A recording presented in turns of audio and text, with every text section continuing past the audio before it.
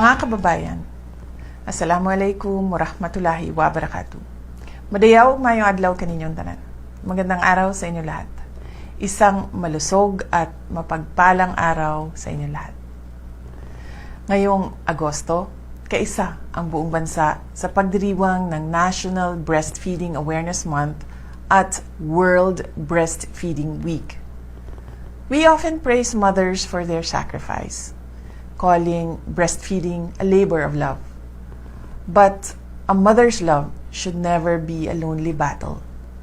Ang temang Prioritize Breastfeeding, Create Sustainable Support Systems ay napakaangkop. Hindi sapat na sabihin nating mahalaga ang gatas ng ina.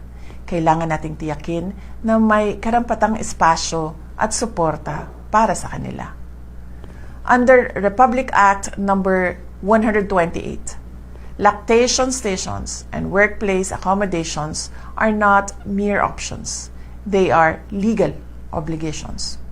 I challenge our local government units, our workplaces, and our communities to move beyond awareness.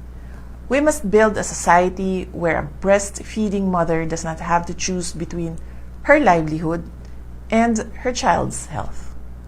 Let us strengthen what works by sustaining an environment where mothers are protected, where families are supported, and where our children are given a sustainable start in life.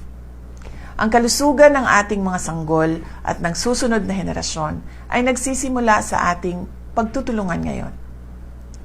Mga kababayan, mahalin natin ang Pilipinas. Ibalik natin ang tapang at malasakit. Ang lahat ng ating ginagawa ay para sa Diyos, sa bayan, at sa bawat pamilyang Pilipino.